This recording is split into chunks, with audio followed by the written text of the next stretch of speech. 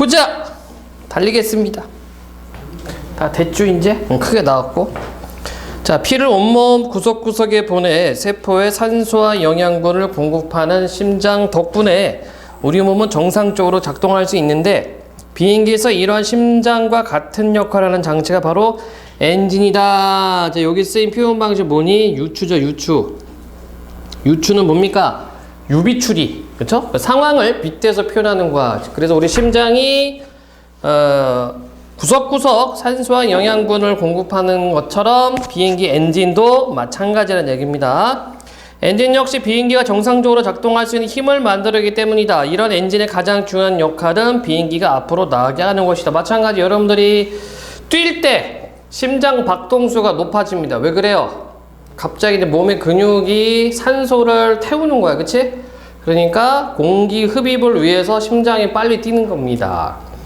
때문에 저혈압 있는 친구들은 어지러워요. 그게 뭐다? 산소가 제대로 공급이 되지 않기 때문에 어지럽다. 다음, 비행기가 날기 위해선 추력이라 불리는 추진력이 필요하다. 맞죠? 여기 추진력에서 진짜 빼면 뭐가 돼? 이게 추력입니다. 비행기의 추진력은 가고자 하는 방향 반대쪽으로 공기를 배출함으로써 발생한다. 그래서 여러분들 그 비행기 프로펠러 휙 돌아가면은 뭐예요? 바람이 뒤로 빠지지, 그치? 이거야. 이러한 추진력을 내는 주요 장치가 바로 엔진이다. 엔진의 종류는 몹시 다양하지만 1940년대 이후 공기를 빨아들이고 이를 압축하고 연료와 함께 연소시켜 추진력을 얻는 제트 엔진이 주로 사용되고 있다. 아이러니하게 제트 엔진이 전쟁 상황에서 나타나죠. 그쵸? 전쟁 상황에서 보다 빠른 전투기를 만들려고 하는 노력의 일환으로 제트 엔진이 나오기 시작합니다. 아마 내 기억상으로는 독일군이 먼저 개발한 걸로 알고 있는데, 이게 상용화되기 전에 이제 전쟁이 끝났나? 예. 자, 제트 엔진 중에서 오늘날 군용기와 민간 항공기의 대부분을 차지하는 것은 터보제트 엔진과 터보팬 엔진이다. 터보제트 엔진은 최초로 상용화된 제트 엔진으로 앞부분에는 공기를 빨아들이는 흡입구가 있다. 이를 통해 엔진 안쪽으로 흡입된 공기는 먼저 압축기를 거친다. 공기를 압축하며 압축하는 힘이 공기 분자로 전달되면서 공기 분자 속도가 증가하고 이에 따라 공기 온도가 높아지게 된다. 여러분 너무 당연한 거거든. 공기를 압축하면 어떻게 돼요? 온도가 높아집니다. 왜 그럴까?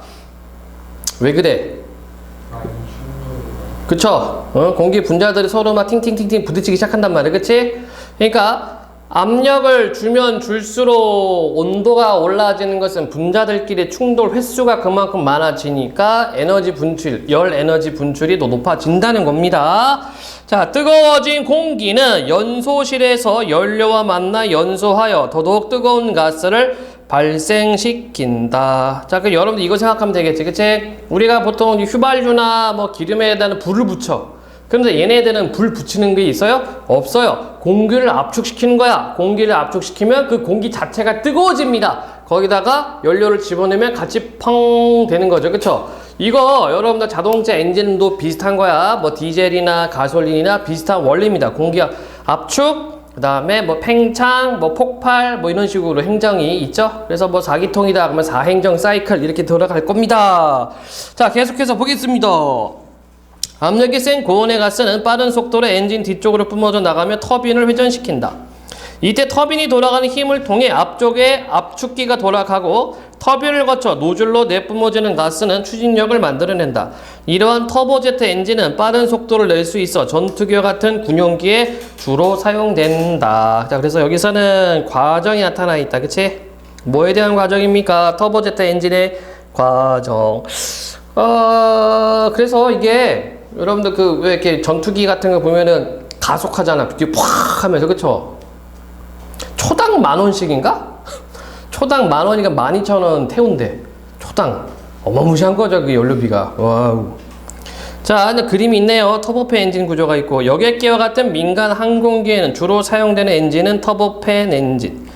터보제트 엔진에 비해 적은 연료로 동일한 추진력을 얻을 수 있기 때문이다. 터보팬 엔진은 터보제트 엔진 앞에 큰 팬을 설치한 형태이다. 이거 팬이 있네요. 터보팬 엔진은 터보제트 여기 읽었고 커다란 팬 덕분에 터보팬 엔진은 한 번에 더 많은 양의 공기를 빨아들인다. 터보팬 엔진은 이렇게 빨아들인 공기를 모두 압축시켜 연소시키지 않고 상당 부분을 터보제트 엔진 바깥쪽으로 흐르게 한다. 이때 엔진을 통하지 않고 바깥쪽으로 흐르는 공기가 뒤쪽으로 빠져나가면서 비행기를 앞으로 밀어내게 된다. 터보제트 엔진에서 나오는 가스에 비해 다소 느리긴 하지만 엔진 바깥으로 흐르는 많은 양의 공기를 통해 추가적인 추진력을 만들어내는 것이다. 자, 터보제트 엔진하고 터보팬 엔진의 차이점이 있다. 그치? 자, 터보제트 엔진은 뭐였습니까? 공기를 빨아들여서 압축해서 뻥 한 다음에 이걸로 추진력을 얻는데 터보팬 엔진은 자, 바깥으로 흘러나가는 공기가 많아. 그치? 그걸 통해서도 추진력을 얻는다는 얘기입니다. 차이점은 터보팬 엔진이 다소 느림. 그러니까 여기 있게 쓰는 거죠. 자, 내용 질문요. 뭐 간단하죠? 내용 두 개밖에 없다. 터보제트 엔진과 터보팬 엔진에 대한 설명이었습니다. 자, 1번 내용의 전개 방식으로 적절한 것. 자, 우리 같이 한번 해보자. 무준아 정신 차리시고요. 비행기 엔진의 발전 과정을 통시적으로 분석하고, 자, 여기 통시적이라는 말이 있어요. 이 통시적이라는 말 뜻은 뭐냐면은, 시간 순서대로 또는 뭐 역사적으로 이런 말이 있습니다. 전부, 시간을 쭉 거슬러 오는 거야. 1910년대 뭐하고, 20년대 뭐하고, 30년대 뭐하고, 이런 방식을 통시적이라고 한다. 자, 제트 엔진의 단점을 소개하고, 아니죠? 구체적인 수치를 제시하여 터보팬 엔진의 장점, 자, 터보 제트도 있었고 터보팬도 있었죠. 비행기를 추진하게 하는 엔진 작동 원리, 왠지 이걸 것 같고, 전문가 말을 인용할 없어요. 답은 4번. 터보 제트 엔진과 터보팬 엔진의 작동 원리에 대해 설명했다. 자, 기억에 대한 설명으로 적절하지 않은 것은 기억 터보 제트 엔진이 되겠군요. 팬을 통해서 빨아들인 공기는 먼저 압축기로 보내지다. 맞아요? 윤아가 맞아? 확실해? 그럼 보면 되죠, 지문. 그치? 예. 자, 앞부분에는 공기를 빨아들이는 흡입구가 있다. 이를 통해 엔진 안쪽으로 흡입된 공기는 먼저 압축기를 거친다. 팬이 있어요? 팬이 없는데 그냥 흡입하는데? 그쵸? 그러니까 지금 1번 팬을 통해서 빨아들이는 공기는 아니요, 팬이 없어요. 그렇지? 그게 틀렸잖아.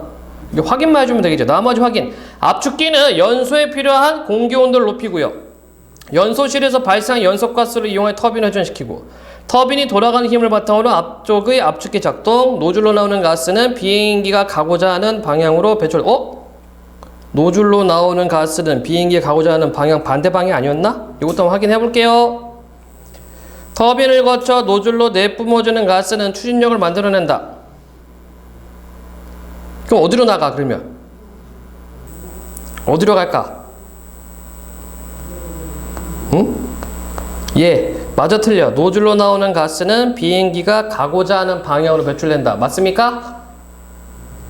대답을 안 해. 틀렸죠? 반대 방향으로 가지. 반대로 가야지. 그치? 그래야지 추진력이 생기죠. 5번 틀렸네? 자, 그럼 1번 우리 확인해 볼까요? 팬이 있었나 보다. 터보 제트 엔진. 근데 여기 팬에 대한 내용이 없는데? 찾았니? 찾았습니까? 없죠? 팬에 대한 것도. 그치? 문제 잘못 만들었나? 그림? 이거 그림도 이상한데? 터보 제트 엔진이라고 해놓고서 여기 터보 팬 엔진의 구조 이렇게 해놨네? 이렇게 이거 터보 팬 엔진은 터보 제트 엔진 앞에 큰 팬을 설치한 형태다. 이렇게 되어 있죠. 커다란 팬 때문에. 그러면 이거 지금 2번 문제도요. 팬을 통해서 빨아들인 공기는 먼저 압축기로 보내진다. 기억은 터보제트거든? 터보제트는 팬이 없죠? 그럼 1번도 틀렸네? 답지 좀 확인해 주세요. 이거 문제 잘못 만들 수도 있으니까 우리 답지 확인 좀 해봅시다. 확인. 2번에 5번이래? 자, 자, 설명을 좀 볼게. 내가 좀 확인 좀 해야 되겠다. 문제집이 이게 문제 짤 때 검수를 안 하는 경우가 많아. 그래서 틀리는 경우도 있거든. 2번에 이쪽이 아니구나.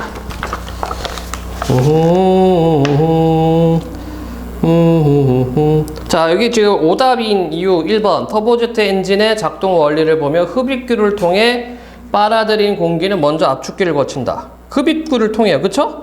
그런데 우리 지문상에서는 흡입구가 없죠? 여기 그냥 요 부분 돼 있어. 터보제트 엔진은 최초로 상용화된 제트 엔진으로 앞부분에는 공기를 빨아들이는 흡입구가 있다. 이를 통해 엔진 앞쪽으로 흡입된 공기는 압축기를 거친 이렇게 돼 있죠. 팬에 대한 내용이 없지, 그치? 그럼 얘도 틀린 거야. 그러니까 이거는 이 출판사가 문제 만들어 할 때 검토 안 했다는 얘기입니다. 답 두 개네. 네, 1번과 5번 두 개 가야 됩니다. 이거 EBS죠? 원래 EBS가 문제 그냥 대충 만들어. 검수를 안 해. 그래서 학생들이 골탕 먹을 때가 있어요. 그럴 때는 여러분들이 면밀히 좀 찾아주고 진짜 모르겠다 싶으면 선생님한테 물어보면 돼요. 근데 학교 선생님한테 물어보면 짜증낸다? 일거리 갖고 왔다고. 자, 3번. 니은에 대한 설명이다. 적절하지 않은 것은, 자, 니은은 뭐였습니까? 바깥쪽으로 흐르는 공기 내 그 요 부분을 눈여겨보면 되겠네요. 자, 바깥쪽으로 흐르는 공기를 바이패스 에어라고 부른다. 이때 엔진 안쪽으로 가는 공기의 양과 바이패스 에어 비율을 바이패스 B라고 한다. 바이패스 B가 2라면 옆으로 빠져나가는 공기량이 엔진 내부로 유입되는 공기량의 2배라는 이야기가 된다. 빠져나가는 게 2배. 바이패스 B가 높은 엔진은 추진력을 내는데 필요한 연료량이 적어서 연비가 높다. 당연한 거 아닙니까, 여러분들? 생각해봐. 바깥으로 흘러나가는 거야. 안쪽으로 들어온 공기는 연료랑 만나서 불이 붙는 거지, 그치? 그럼 안쪽으로 들어오는 공기가 적다는 것은 그만큼 연료 소모가 적다는 얘기입니다. 자, 계속. 그런데 높은 바이패스 B를 위해서는 공기를 모으는 팬의 크기가 커야 한다. 커다란 팬은 속도를 내는데 방해 요소가 된다. 아하, 팬이 커질수록 연료 소모량은 적지만 속도가 느리다. 따라서 빠른 속도를 내야 하는 항공기에는 바이패스 B가 높은 엔진이 적합하지 않다. 자, 적절하지 않은 것 찾기 1. 바이패스 에어를 통해 추가적인 추진력을 얻을 수 있고 팬의 크기가 클수록 많은 양의 바이페어 에어가 발생합니까? 틀렸죠, 얘는. 그치? 팬이 클수록 공기 흡입량이 많아지는 겁니다. 3번. 엔진의 터빈을 돌리는 데에는 바이패스 에어가 사용되지 않겠고, 그렇죠? 엔진 터빈 돌리는 거는 흡입된 애들이야. 4번. 연료가 적게 소모되어 경제성이 높은 엔진은 바이패스 B가 높고요. 5번. 빠른 속도가 중요한 전투기에는 바이패스 B가 높은 엔진 좋겠고, 그래요? 빠른 속도가 중요한 전투기에는 바이패스 B가 낮은 엔진이 좋겠지, 그치? 5번 틀렸네, 확실하게. 그 다음에 아까 우리 골라놨던 거 아까 2번이었나 3번이었나? 2번이었나요? 팬의 크기가 클수록 많은 양의 바이패스 에어가 발생하겠군. 이렇게 되어 있습니다. 우리가 뭘 보고서 알 수 있을까? 팬 크기. 위에 지문 팬을 볼까요? 팬. 자, 커다란 팬 덕분에 터보팬 엔진은 한 번에 더 많은 양의 공기를 빨아들인다. 아마 이것 때문에 그 위에 문제 잘못 낸 것 같아. 그치? 기억은 터보제트 엔진인데 팬이 있는 건 터보팬 엔진이거든. 아마 이것 때문에 문제 출제자가 좀 헷갈렸던 것 같고, 그 다음에 터보팬 엔진은 이렇게 빨아들인 공기를 연소 바깥쪽 흐르게 한다. 요 내용도 여기를 통해서는 조금 보기가 힘든 것 같은데? 여러분 어때요? 응? 2번 우리가 확인 가능하니? 5번은 확실히 아니야, 그쵸? 5번은 확실히 아니고 2번도 우리 따져보자 이거야. 팬의 크기가 클수록 많은 양의 바이패스 에어가 발생하겠군. 어때?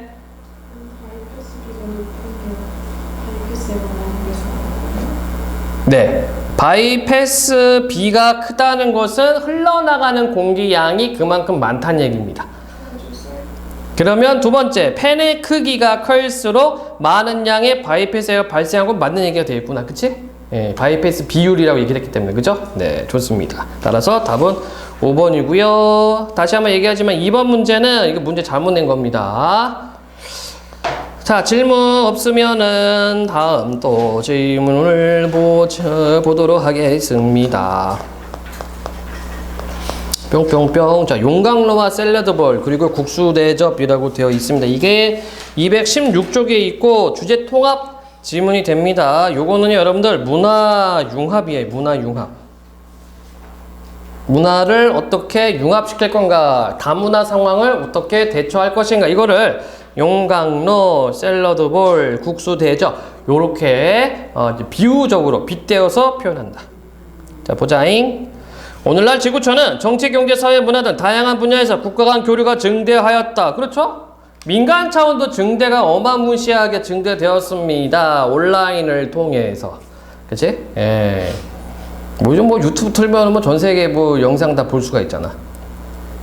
이에 따라 다른 나라로 이동하여 거주하는 사람들 수가 증가하면서 한 국가 안에 다양한 인종과 문화적 배경이 다른 사람들이 공존하는 다문화 사회를 맞이하였다. 우리나라 역시 다문화 사회인데, 다문화 사회에서는 새로운 문화 요소가 도입되어 문화가 발전할 수 있는 기회가 확대된다. 자, 우리도 다문화 사회 맞죠? 아니야? 준서야, 그거 물어보자. 고조선은 다문화 사회니?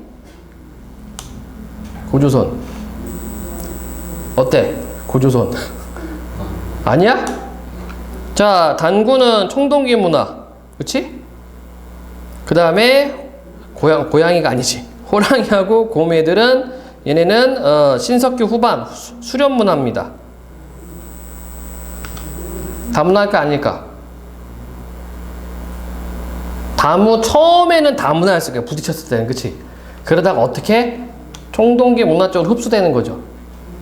얘네는 아마 고조선은 용광로 형태였을 겁니다. 기존에 있었던 원주민들이 이주민이 가져온 문화에 흡수됐을 거야. 오케이? 그게 이제 인간 된 거죠, 동굴에서. 그쵸? 자, 계속 보도록 합시다. 하지만 다양한 문화적 요소가 충돌하여 갈등이 발생하기도 한다. 따라서 사회가 다양한 인종과 문화를 어떠한 형태로 받아들일지는 대단히 중요하다. 이러한 다문화를 바라보는 태도는 크게 동화주의와 다문화주의로 나눌 수 있다. 첫 번째 내용은 하나밖에 없습니다. 다문화 사회에 대한 대응.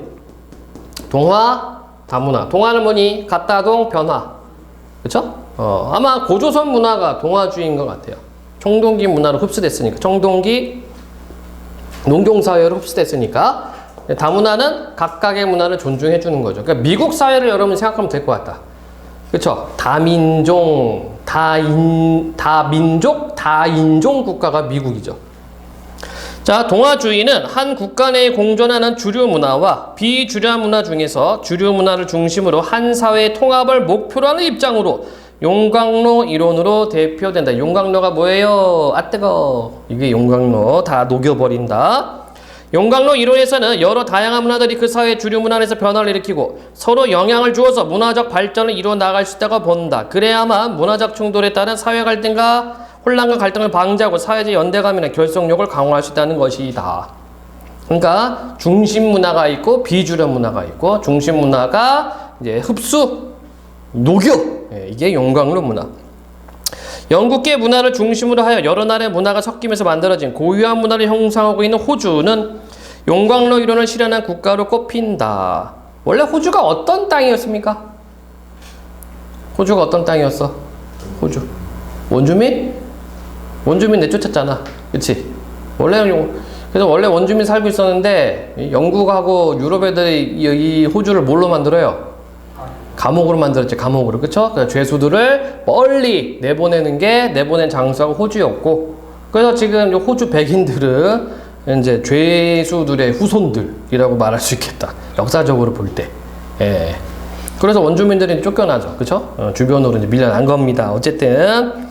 하지만 주류 문화를 중심으로 하는 문화융합은 이주민들의 문화적 정체성이 주류 문화에 흡수되도록 하여 문화적 역동성을 파괴한다는 점에서 비판하기도 하였다. 그렇지? 예. 그러니까 예를 들어서 우리가 이제 다문화 정책을 펼에 있어서 외국 이주 여성들이 와. 그러면 뭘 가리켜요? 뭐 이렇게 한복 입히고 뭐 한국 예절 가리고 한단 말이에요. 그치? 그러다 보면은 자기들 나라의 문화나 어떤 전통 이런 게 한국에서는 더 이상 발현이 안 되는 겁니다. 즉, 여기 얘기한 것처럼 이주민들의 정체성이 이제 없어지게 된다. 자, 그 다음 다문화주의는 이주민의 고유한 문화와 자율성을 존중하여 문화의 다양성을 실현하는 입장으로 샐러드볼 이론과 국수대접 이론을 그 대표로 꼽을 수 있다. 자, 다문화주의를 두 가지로 분류를 했네. 샐러드볼, 국수. 자, 샐러드볼 이론에서는 국가라는 큰 그릇 안의 샐러드와 같이 다양한 문화의 고유성이 그대로 유지되도록 해야 한다고 말한다. 그러니까 여러분들 미국 생각하면 되죠. 미국은, 그치? 원래 미국이란 나라 명칭이 뭐야? 그 무슨 뜻이야? 유나이티드 스테이트 오브 아메리카. 그러니까 주 연합이죠. 연합. 각각의 주 연합입니다. 그러니까 주마다 성격이 다 달라. 그래서 얘네들은 주마다 법이 또 다르죠. 예를 들어서 어떤 주에서는 대마초 합법이고 어떤 데는 불법이고 뭐 그렇습니다. 예. 아리조나주는 담배가게 편의점에서 대마초 팔아요. 니들 나중에 여행 가서 그거 피면 안 된다. 우리는 대한민국 법을 따르는 거 아니죠. 미국에 가더라도 불법입니다. 안 돼요. 예. 카지노? 카지노는 되죠. 그거는 국내 카지노는 안 되는데 해외 카지노는 한국 법으로 적용을 안 해. 거기 가면 왜요? 대마초도 되는 아니요. 근데 대마초는 합법으로 하는 데가 있고 안 하는 데가 또 있거든. 그리고 대마 냄새는 되게 역합니다. 예. 내가 예전에 한번 군생활을 경찰을 해가지고 인천 쪽에 도서 지역에 섬이 많잖아. 섬에 양귀비가 그냥 자라. 양귀비가 대마예요. 대마초.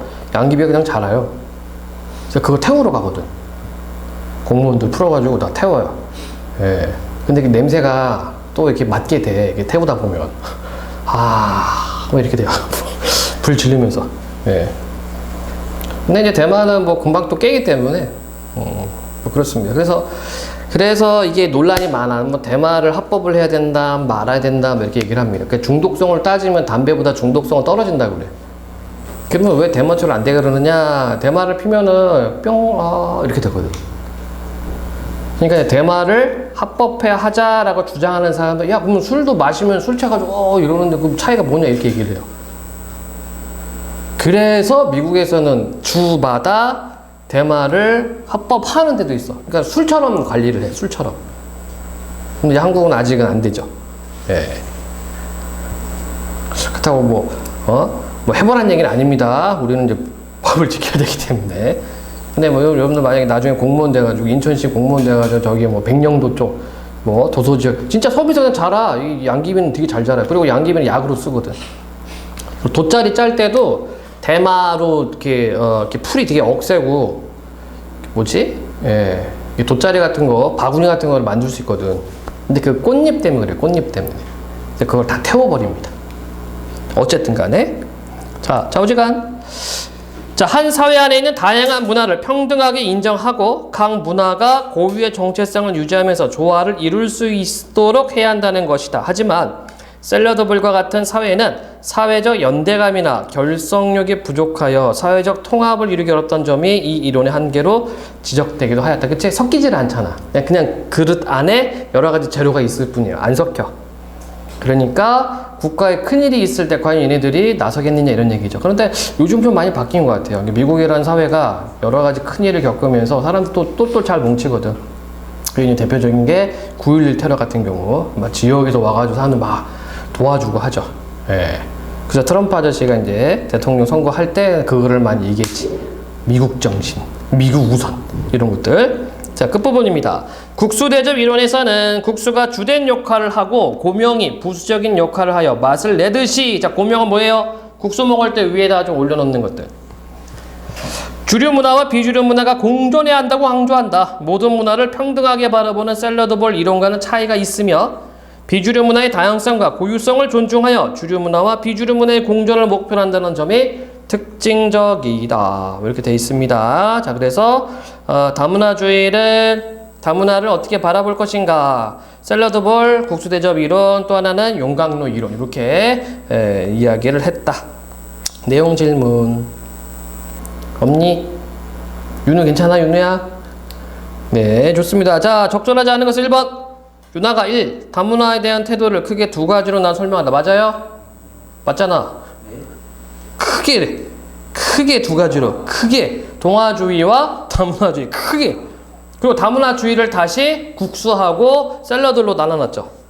자, 두 번째 용광로 이론이 실현된 구체적 사례에 대해 제시하고 있다. 자, 구체적 사례 있습니까? 있었죠? 호주 있었네요. 호주. 세 번째 다문화 사회에서 발생할 수 있는 문제점에 대해 언급하고 있다. 문제점 있었니 준서야? 준석이 아니야. 준서야? 자, 머리로 가는 거 아니야. 지문에서 찾아야죠. 다문화 사회에서 발생할 수 있는 것은 무엇입니까? 충돌, 갈등 발생. 그쵸? 있어요. 제시했습니다. 네 번째, 샐러드볼 이론과 국수대접 이론이라고 명명된 이유를 밝히고 있다. 정민아 있니? 샐러드볼 이론과 국수대접 이론이라고 명명된 이유. 그렇죠? 샐러드볼 안 섞여. 그릇 안에 담겨있는 거. 국수대접 이거는 이제 면하고 고명과의 관계 뭐 이렇게 얘기를 합니다. 자, 5번. 다문화주의에 대한 인식이 확산되는 과정을 순차적으로 조명했다. 아니요.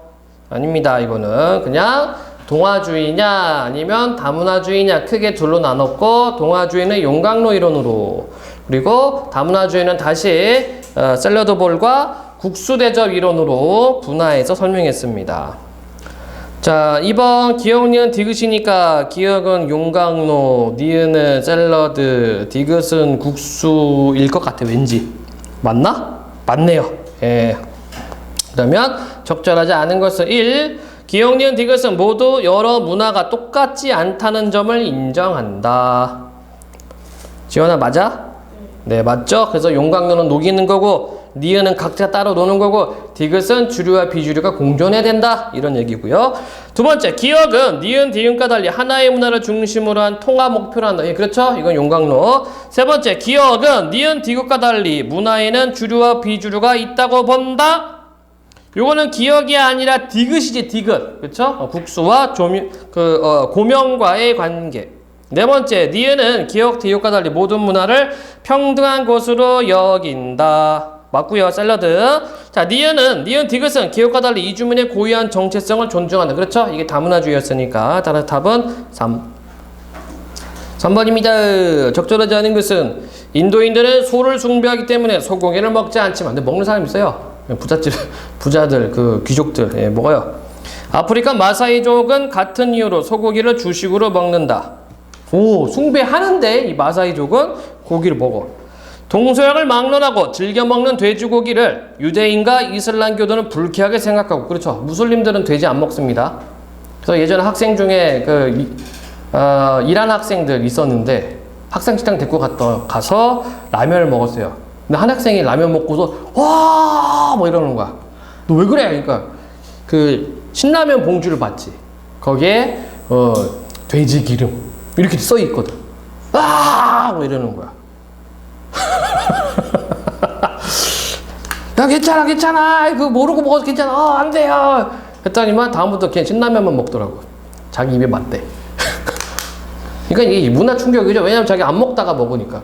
그런 학생들 되게 있었어. 원래 무슬림 애들이 술도 안 먹고 돼지고기 안 먹거든. 근데 또 한국 문화가 또 와가지고 그 소주에 삼겹살 이렇게 쌍 싸먹는 게 이게 또 외국인들이 이거 한번 빠지면 미치거든 그냥. 네? 그래서 그 이란 학생 왔다가 그 학생이 군대 도망 와서 한국 온 학생이었거든. 이란도 이제 그 군대를 가야 돼요. 근데 그 학생이 군대 안 가려고 그냥 한국으로 와서 이제 학교 생활을 하고 있었는데 자기는 무슬림이라서 술 안 마시고 돼지고기 안 먹는다고 하더니만 무슨 동아리 활동 한번 갔다 오더니만 아주 그냥 돼지고기 매니아가 돼버렸어요. 그렇게 맛있는지 몰랐대. 그렇습니다. 네.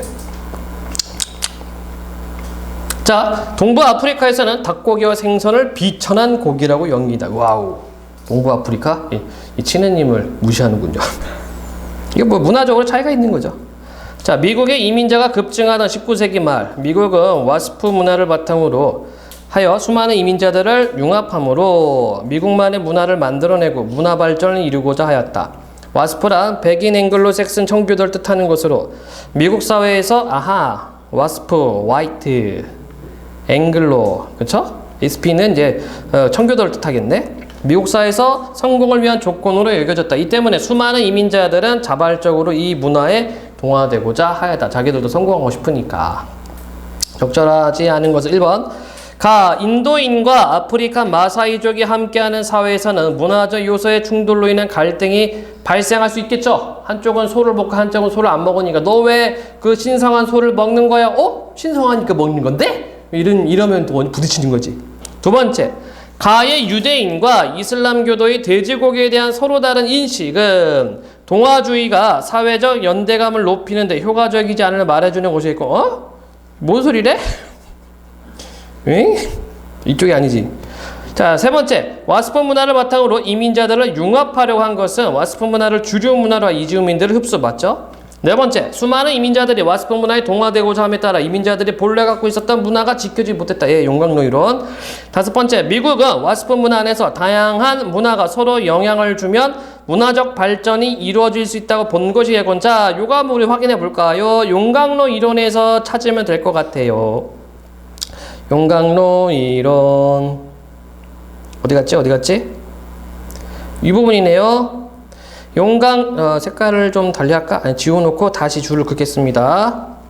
용광로 이론에서는 여러 다양한 문화들이 그 사회의 주류 문화 안에서 변화를 일으키고 서로 영향을 주어서 문화적 발전을 이뤄나갈 수 있다고 본다. 요거죠? 요거랑 그다음에 맨 끝에랑 똑같죠? 그러니까 이거 용광로 이론 맞다. 그러면 아닌 거는 아까 2번 골라놓은 것들 이렇게 정리할 수가 있겠네요. 질문요. 질문하고 문제 질문. 괜찮습니까? 쉬는 시간. 시작을 하겠습니다요. 어디를 봐야 되나? 뿅뿅뿅뿅뿅. 판소리와 오페라. 이거 보면 되겠죠? 이거 여러분 잘 봐야 돼. 이건 시험 범위 잘 나옵니다. 판소리. 고등학교 올라가면은 여러분들이 그 춘향전, 심청전 이런 거 배우거든? 시험범위야, 시험범위. 판소리. 보자. 판소리는 판과 소리를 합친 말이다.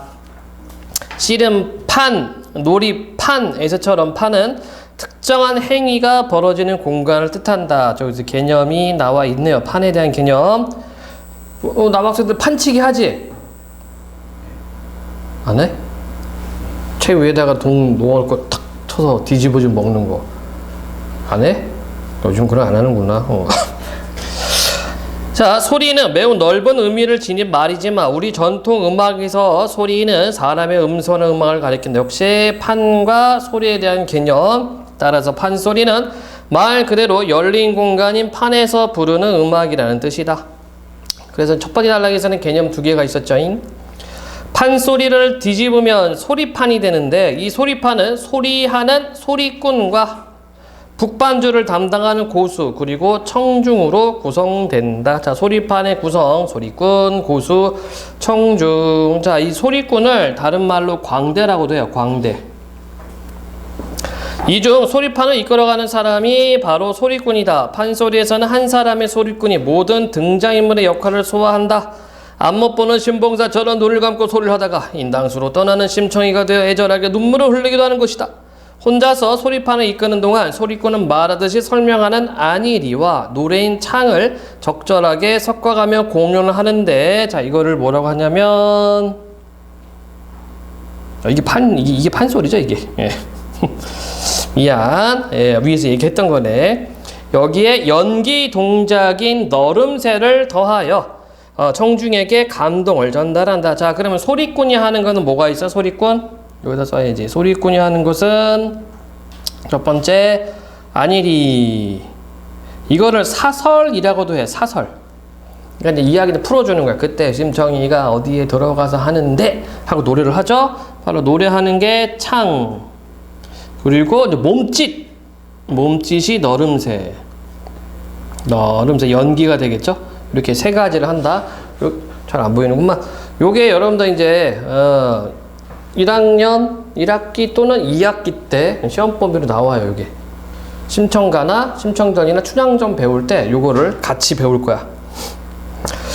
자, 이런 점에서 판소리는 문학적인 이야기에 음악과 연극적인 동작이 어우러져 완성되는 종합 예술이라고 할 수 있다. 자, 판소리의 특징 설명을 했습니다.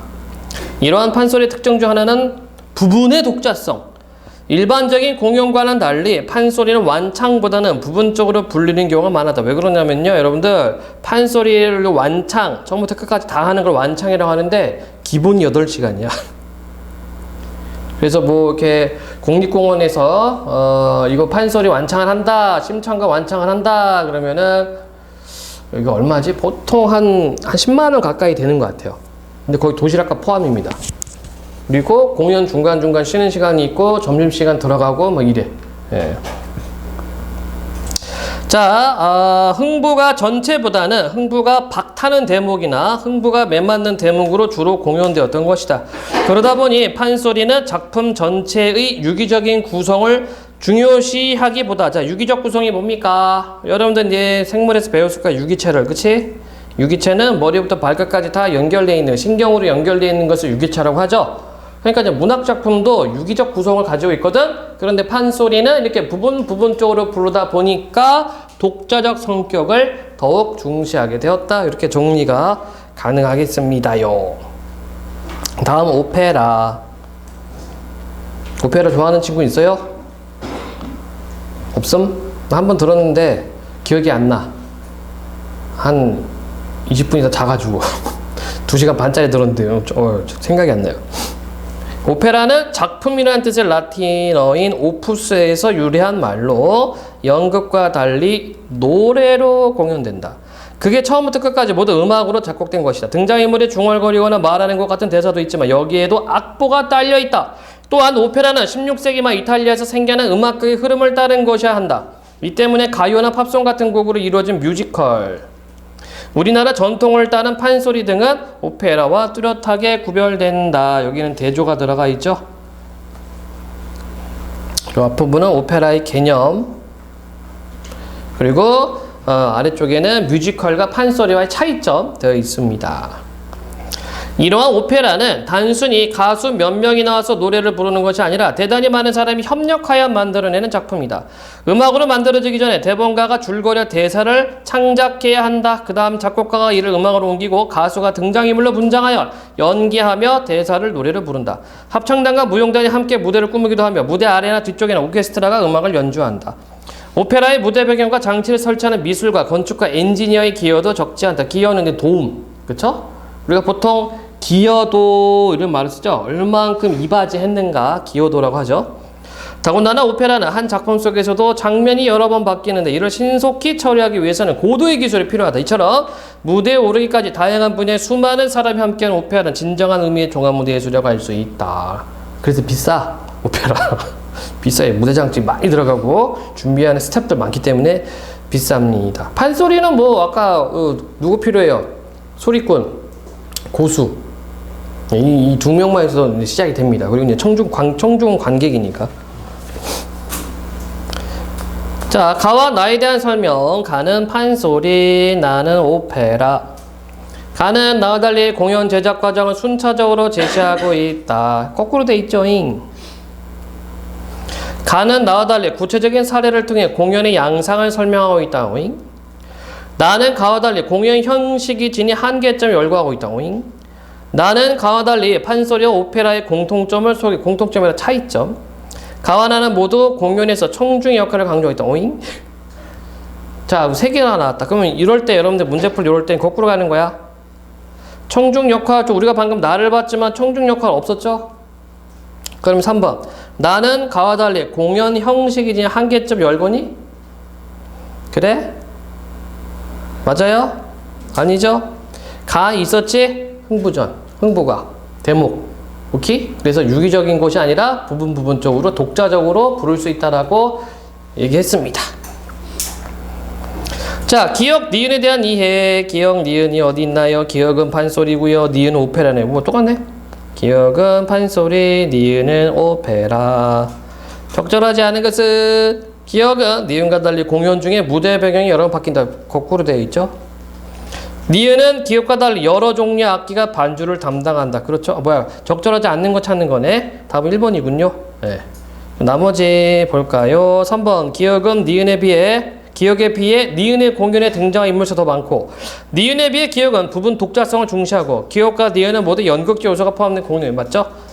아, 문제를 만드는 사람이 귀찮았나 보다. 1번 문제하고 2번 문제 같은 문제네. 3번 이런 거 잘해야 돼. 이런 걸 이제 외적 준거라고 하잖아. 이게 고등학교 올라가면 3점짜리 고득점이 되는 겁니다. 창극은 판소리를 모체로 하는 우리나라 고유 연극이다. 자, 창극에 대한 설명. 창극은 소리꾼들이 작품 속의 주인공들의 역할을 나눠 맡기 때문에 등장인물이 많고 다양한 악기를 활용한 관현 반주를 사용하며 관현악기, 대사와 무대장치 등이 보다 사실적이라는 점에서 판소리와 차이가 크다. 요 부분은 왠지 오케라가 아니라 오페라의 어떤 특성을 또 가지고 있다. 창극이. 즉 창극은 판소리의 극적인 성격을 바탕으로 들을 거리만이 아니라 볼거리도 강조한 종합적인 무대예술. 이러한 창극은 판소리의 가락과 가락을 그대로 살려서 부르는 전통 창극과 새로운 이야기에 가락을 붙여서 만든 창작 창극으로 나뉜다. 적절하지 않는 것 찾기 1번. 창극에서는 오페라처럼 무대 배경과 장치 중요하겠고 그렇고요. 창극과 오페라 모두 종합적인 무대 예술 할 수 있죠. 창극 심청가에서는 심봉사와 심청 역할은 소리꾼이 다르겠고요. 창극 제작을 위해서는 오페라의 대본과 같은 사람이 필요하겠군. 글쎄 5번 창극은 북반주를 중심으로 공연이 진행되는 점이 판소리 비슷 틀렸다. 예, 다양한 악기 여기 관현 반주를 사용한다라고 되어 있습니다. 자, 여러분들 관현악기 뭡니까? 관현악기가 뭐예요? 모름? 배웠는데 까먹었어? 맛있니? 그 나무 관은 관악기고 현은 현악기죠. 관악기가 뭐야? 관악기. 이거 불어서 하는 걸 관악기라고 그러죠. 그쵸? 이 통로를 통해서 소리 내는 것을 관악기라고 그러고 현악기는 줄이죠, 줄. 그쵸? 그래서 우리가 관현악 하면은 뭐 홀은, 나파, 뭐 플룻 요런 거랑 그다음에 뭐 하프, 뭐 바이올린, 뭐 비올라 요런 거를 섞어서 쓰는 게 이제 관현악이라고 합니다. 그래서 관현악에 피아노 들어가 안 들어가? 안 들어가죠, 피아노는. 예, 피아노는 이쪽이 아닙니다. 피아노는 무슨 악기야? 타악기죠. 이거 타악기입니다. 피아노 타악기야, 타악기. 질문. 괜찮니? 윤학이는 악기 뭐 다룰 줄 알아? 아무것도 없어? 윤호는 뭐 플룻 한다고 그랬고. 준서는? 오, 바이올린? 얼마나 배웠어? 오, 그럼 웬만큼 하겠다잉. 오, 정민이는? 안 배웠고. 물어볼까, 지연아? 네? 물어봐 줘야죠. 그치? 예의상. 뭔가 준비를 하고 잤는데. 없는데 아무것도 안 했어? 피아노 했는데 몇 년? 기억이 안 나요. 기억이 안 나? 무준이 뭐 배웠니? 너도 플룻 했어? 너네 집 플룻 얼마짜리야? 혹시 금색이니? 은색이야? 알겠습니다. 네. 악기 하나쯤은 다루는 게 좋아요.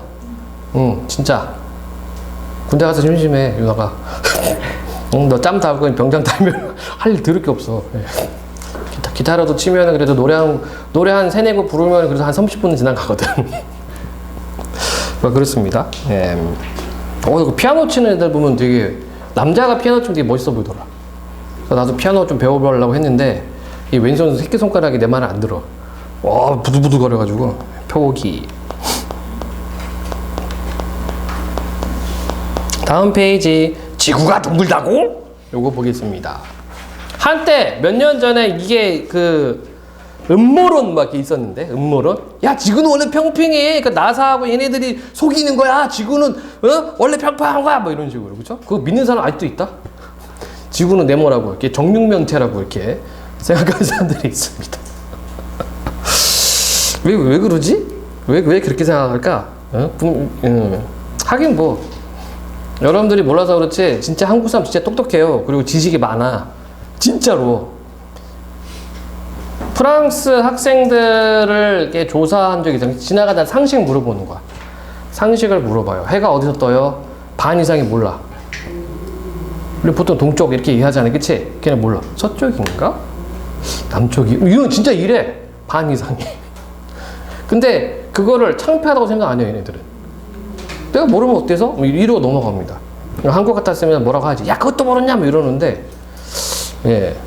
미국 애들도 되게 무식해요. 미국 애들은 얼마나 무식하냐면, 세계지도 보여주고, 미국 어디 있어요? 못 찾아.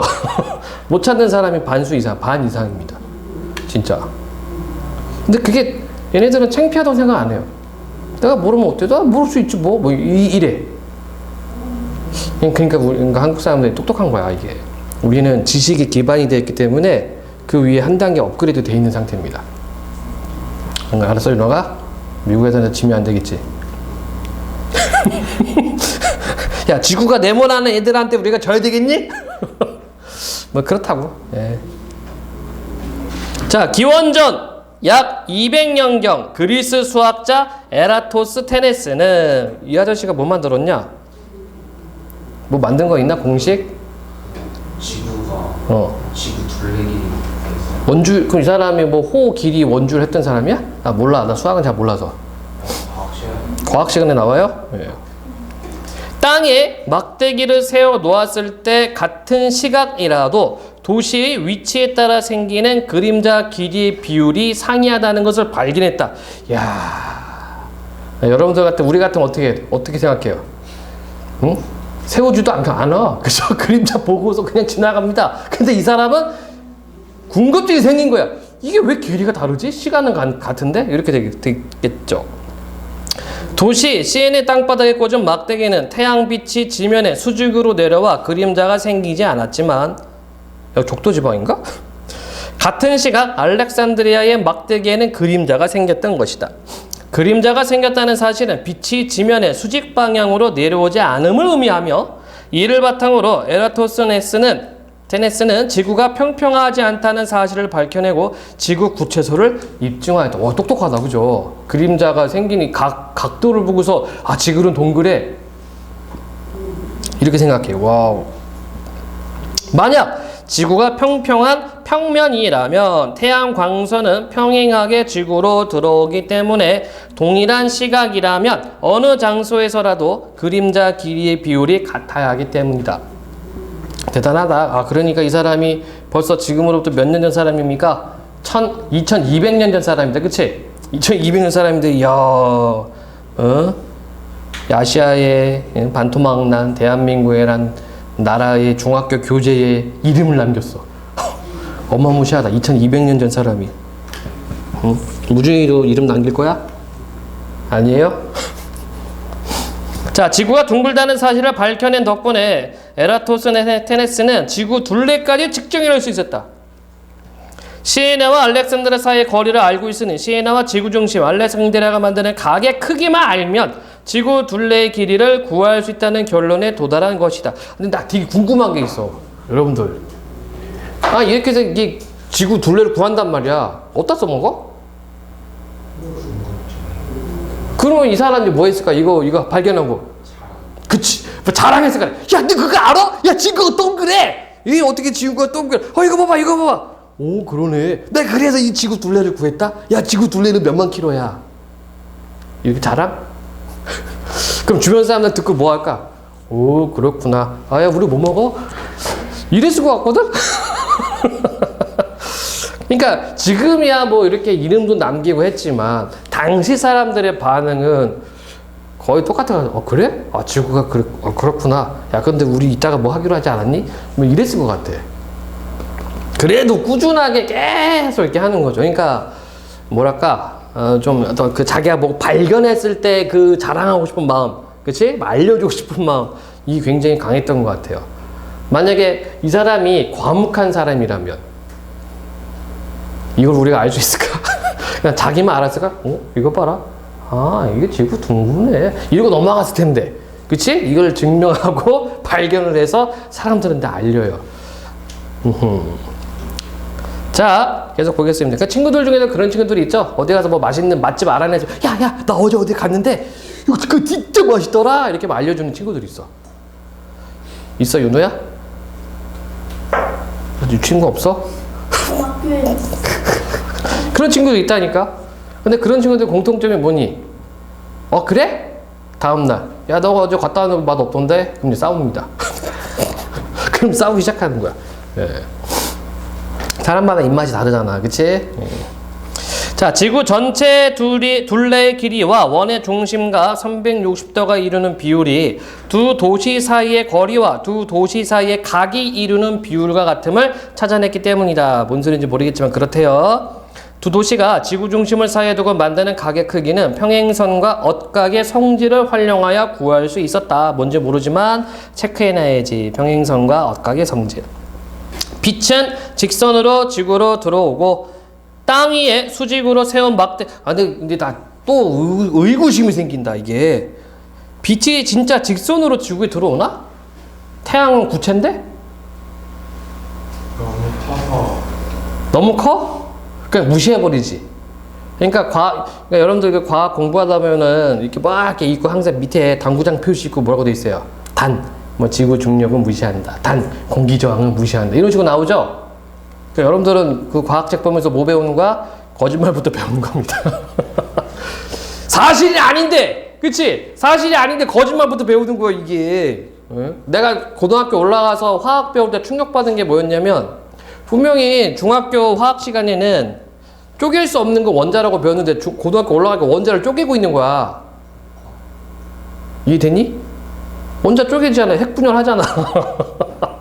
그죠? 핵융합과 핵분열 한단 말이야. 그래서 이게 뭐야? 내가 중학교 때 배운 거 과학 다 거짓말이야?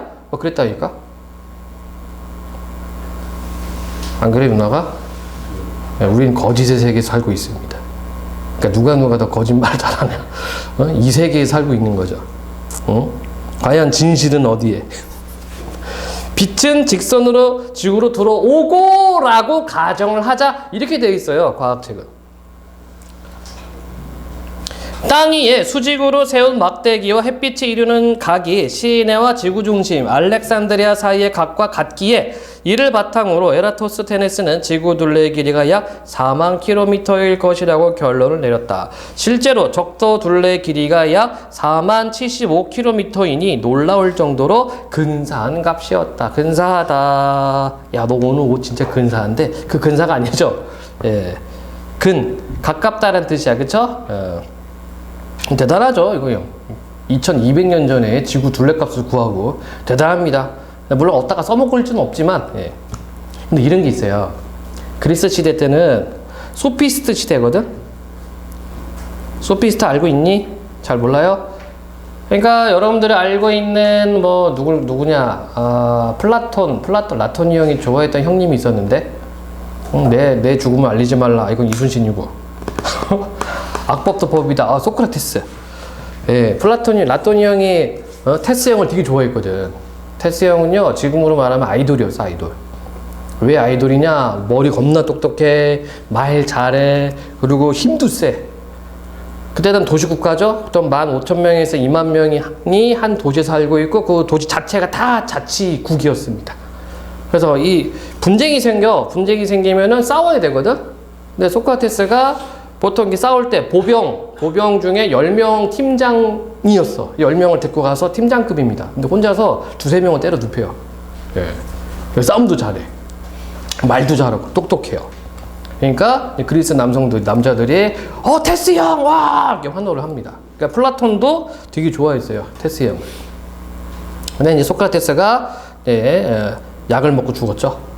예. 그 도시 원로원들이 이 새끼 위험하다. 위험 분자다. 이 새끼 제거해야 된다. 안 그러면은 도시의 규칙이 흔들린다 해서 죽였는데, 그것 때문에 라토니 형이 이제 충격을 먹고 이데아라는 걸 계속 얘기합니다. 절대 진리. 이 가짜 새끼들 때문에 테스 형이 죽었어. 그러니까 우리는 절대 진리를 공부해야 돼. 이렇게 얘기를 해요. 그렇단다. 어쨌든 우리는 가짜 공부를 하고 있는 겁니다. 그러니까 플라톤 형이 보면 화를 내겠죠, 그렇죠? 자, 좌우등간 대단한 거예요. 자, 그러면 이 얘기 하려고 말했구나. 그래서 이 사람도 소피스트거든. 그럼 이거를 왜 연구를 하느냐? 지금의 학원처럼 생각하면 돼. 스피치 학원.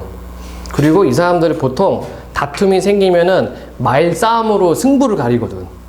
그러니까 소크라테스도 소피스트 중에 한 명이었고, 이 사람도 소피스트의 한 명이야.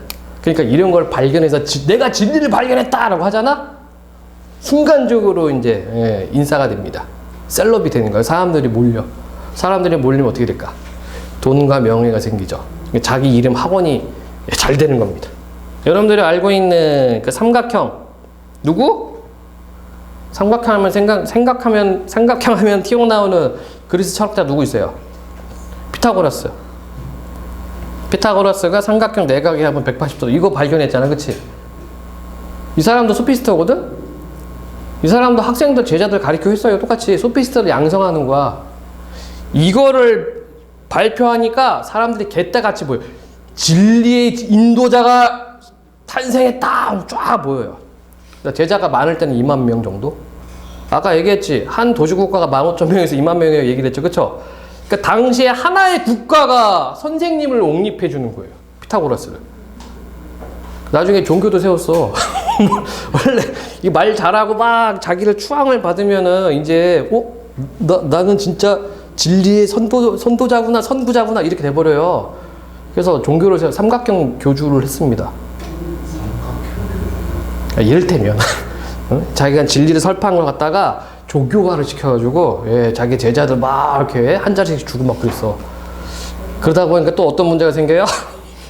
도시 질서가 흔들리지. 그래서 수배령 내려, 피타고라스. 그래서 사람들이 피타고라스를 잡으려고 막 그리고 뭐라더라? 어디 뭐 동굴? 도시 동굴인가? 어디 들어가서 숨어서 살을 닦아 죽었다라는 그런 썰이 있습니다. 이게 이때 당시에는 가능했던 내용이에요. 그래서 아까 얘기했다시피 자랑하고도 싶지만 자기의 있던 명성을 드높이는 거야. 이렇게 진리를 발견할 때.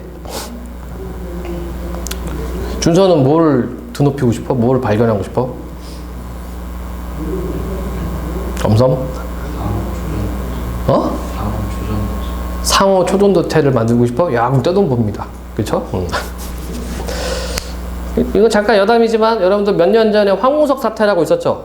2004년, 2005년에 황우석 교수가 있어가지고 줄기세포, 배아 줄기세포를 복제하는 성공했다라고 개 구라를 쳐가지고 수천억 원의 그 연구비를 땡기고 막 그랬습니다. 그러니까 신격화해, 사람들이. 그 배아 줄기세포는 뭐냐면은 내가 눈이 없어요. 여기다가 주사를 맞으면 지속적으로 맞으면 그게 눈이 되거든. 팔이 잘렸어? 그걸 지속적으로 맞으면 팔이 나오거든. 이해되심? 진짜로 그래. 배아 줄기세포는 그런 애들이야. 그런데 앞에 뭐가 붙어? 배아가 붙죠. 배아는 뭐야? 배아세포는 뭐예요?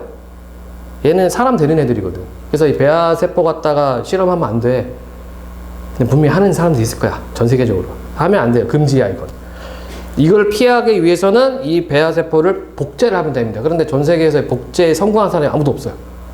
그런데 황우석 아저씨가 복제에 성공하겠다고 구라치고 내가 10개를 만들었다! 라고 구라칩니다. 그러다 보니 이 한국에 있는 사람들이 신격화를 시켜요. 과학자를. 왜?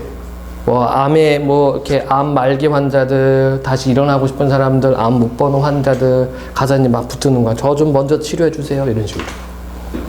종교가 돼버리죠. 과학이 종교가 되고 이성이 신이 돼버리는 사건. 현재도 있는 겁니다. 옛날에도 있었고, 지금도 있고. 이게 인간. 잠깐 딴 얘기 했어요. 자, 페르디난드 마젤란은 처음으로 세계를 일주하는 항해 선단을 이끈 항해가이다. 마젤란 선단. 당시 스페인은 남아메리카에서 서쪽을 통해 인도로 가는 항로를 찾아야 향료 무역을 계속할 수 있었다. 여러분도 알고 있죠? 몰라? 모르는구나.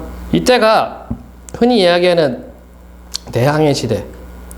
그러니까 유럽 중심 사회에서 유럽 지역에서 점점점 세계를 넓혀가는 시대인데 스페인이 후발주자입니다. 조금 뒤늦게 이제 출발을 한 거야. 그러니까 이미 좋은 그 지중해 주변에 있는 좋은 무역처는 다른 나라들 다 선점했어. 그러니까 스페인 입장에서 어때? 야, 우리 이러다가 뒤처지면 끝장인데 더 넓혀야 되겠죠. 그치? 더 넓히고 이때 당시에 소문이 인도에는 금이 있다. 골드가 있다. 라고 해서 이제 인도를 누가 먼저 발견하느냐. 요 싸움이 돼버린 겁니다. 그래서 인도를 가야 돼 어쨌든. 그렇게 해가지고 누구지? 아메리카 발견한 사람 누구예요? 콜럼부스. 콜럼부스 도착한 지역 명칭이 뭐야? 서인도 제도. 콜럼부스가 발견한 사람 지금 뭐라고 불러요? 인디언. 아메리칸인데 인디언이라고 부르잖아. 이해되니? 얼마나 멍청한 겁니까? 근데 당시에는 지구가 그렇게 넓다는 걸 생각을 못한 거죠. 좌우지간 마젤란.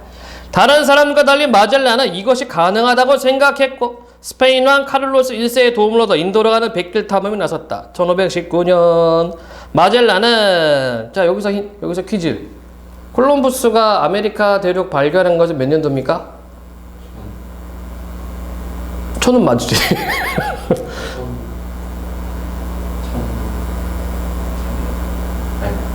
외우기 편하게. 조선 건국은 몇 년? 1392년. 100년 뒤 1492년은 임진왜란. 100년 뒤 1592년은 맞다. 그 중간이구나. 그러면 1492년이 아메리카 발견, 1592년이 임진왜란. 요거구나. 옛날에 그렇게 중학교 때 그렇게 외웠던 것 같아. 내가 암기를 잘 못해가지고. 예. 어쨌든 자 1519년 마젤란은 몇 년에 걸친 항해를 시작했으며 1521년에 세상을 떠났지만 와씨 가다가 죽었네. 남은 선원들은 1522년 스페인의 세비야에 돌아왔다. 3년 14일 동안 8만 1000km를 항해해 세계를 한 바퀴 돌아온 역사상 최초의 세계 일주 항해였다. 떠날 때는 배 5척에 265명이 탔었지만 돌아온 것은 배 한 척에 18명 보였다. 오이씨. 그러나 그들은 지구가 둥글다는 사실을 처음으로 입증했고 아메리카와 인도 사이의 지구에서 제일 넓은 바다인 태평양이 있다는 것도 알렸다. 서쪽으로 지구를 한 바퀴 돌아 출발한 곳으로 돌아가면 날짜가 하루 늦어진다는 사실도 이때 비로소 알려졌다. 야, 이게 가치가 있을까? 물론 오늘날 관점에서 보면은 별 가치가 없죠. 그쵸? 265명 중에서 18명만 살아남았어. 야. 그만큼 힘든 시기였습니다. 자, 내용 질문요.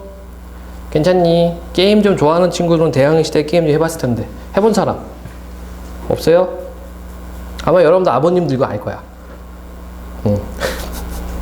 중학교 때 고등학교 때 요 게임이 한국에서 엄청 인기가 있어가지고 세계 지리를 게임으로 했어. 세계 지리를. 그러니까 예, 주인공들이 4명이 있고 그 중에 주인공 한 명 택해가지고 뭐 이렇게 세계 여행하면서 무역하고 교역하고 그런 게임인데 이걸로 세계지리 시험 보고 했습니다. 그러니까 사회과 부도를 펼쳐놓고 게임을 하는 거야. 사회과 부도 알아요? 잘 모르는구나. 알아? 요즘도 있어? 그러니까 지도 있는 거. 아주 요즘 나오는구나. 그래서 수업 시간에는 사회과 부도를 안 썼는데 이 게임 할 때는 이걸 펼칩니다. 왜냐면 게임은 지도가 안 나오고 전체 안 나오거든. 내가 갈 때만 이게 길이 열리거든. 그러니까 다 지도가 까맣게 돼 있어요. 그래서 내가 갈 곳을 파악하기 위해서 사회과부터 펼치고 이제 지도 보면서 이제 위도, 경도 계산하면서 여기 뭐가 있겠구나 이렇게 게임을 했었어요. 아마 아버님들 좀 아시는 아버님도 있을 거야. 자, 문제 1번입니다. 가와 나를 모두 읽은 학생의 반응. 수학적 지식이 세계 지질하게 발전? 천체에 대한 종교적 믿음 아니죠? 지구의 위치를 고려한 탐구는 과학적 정확성이 기반한 것이었군. 지구 모양에 대한 새로운 탐구는 역사적 변천이 있었기에 가능했군. 지구가 둥글다는 에라토네스 주장이 마젤란에 의해 실증되었군. 답은요? 5번이 되겠죠. 왜냐하면 가와 나를 모두 읽은 학생의 반응입니다. 자, 여기 실증 됐어. 실제 증명이라는 얘기지. 실제 증명. 에라토스테네스는 계산으로 한 거야. 그런데 실제적으로 서쪽으로 쭉 가면서 한 바퀴 돈 사람은 마젤란은 아니네. 마젤란 중간에 죽었으니까 마젤란 밑에 부하 선원들. 두 번째, 가를 통해 보기에 대해 이해한 내용으로 가장 적절한 것은 평행선과 한 직선이 만나면 각이 모두 8개가 생긴다. 이해됩니까? 난 잘 모르겠어. 몰라도 국어 문제 풀 수 있어요. 몰라도. 정보만 따갖고 가는 거야. 자, 이 중에는 평행선에 같은 위치에 있는 각도 있고 서로 엇갈린 위치에 있는 각도 있다. 이때 같은 위치에 있는 각을 동위각이라 하고 엇갈린 위치에 있는 각을 엇각이라고 한다. 동위각 길이는 서로 크기가 같고 엇각 길이도 서로 크기가 같다. 자, 그러면 그림상을 보니까 여기 X라고 돼 있어요. 얘는 엇각이니 동위각이니? 엇각? 맞습니까? 맞아요? 그렇죠? 네. 평행선의 같은 위치에 있는 각을 뭐라고 한다? 동위각이라 하고 엇갈린 위치에 있는 각을 엇각이라고 했습니다. 자, 1번 두 도시의 땅 위에 수직으로 하나씩 세워진 막대기는 기억에 해당한다. 맞습니까? 아니요. 그럼 뭐가 돼? 평행선이 아니면 뭐가 됩니까? 근데 이 평행선 너무 쉽지 않니? 위 지문에서 평행으로 오는 거 뭐가 있었어요? 햇빛. 이거 햇빛이야, 햇빛. 그렇죠? 이렇게 따가고 오는 거야. 이게 여러분들 계산하고 자식하는 거 아닙니다. 위에 있는 지문의 내용을 연결하면 되겠죠. 자, 그러면 두 도시 땅 위에 수직으로 하나씩 세워진 막대기는 뭐예요? 뭘까? 니은이 해당되나? 아니야? 그러면 여기는 없다 그게 그 말이 그치? 이 지문상에는 그게 없네. 막대기 세우는 거. 두 번째, 지구로 들어온 직선의 태양빛이 아까 기억이죠? 세 번째, 지구의 둘레 측정에 사용된 원의 중심각은 디귿에 해당한다. 맞아요? 동의각이야? 아니야? 자, 몰라. 자, 모를 때는 세모. 시내와 알렉산드르의 거리 사이의 거리는 리을에 해당된다. 억각입니까?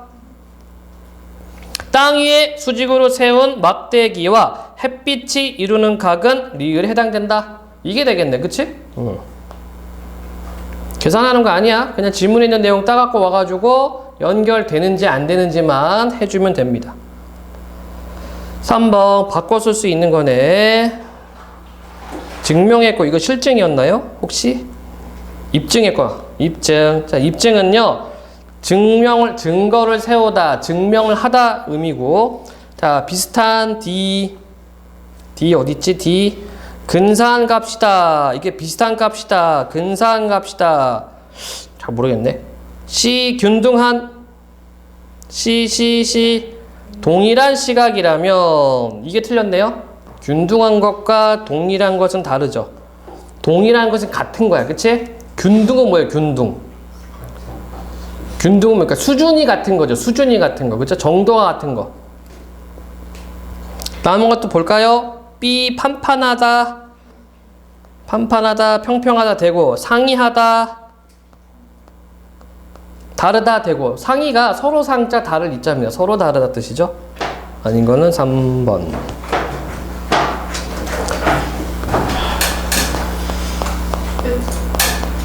왜? 벌써? 그러네요? 끝났구나. 자, 여러분들은 이거 계속해서 해주셔야 됩니다. 이거 교재 다 끝난 친구.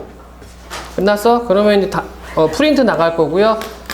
우리가 다음 시간부터, 그러니까 10월 달이 되겠죠. 10월 7일부터는, 문학 나갈 거야, 문학. 그때, 새로운 자료 여러분들 줄 거고, 10월 7일은 첫 시간에는 테스트 볼 거고요. 둘째 시간에는, 문학 지문 수업 진행하도록 하겠습니다.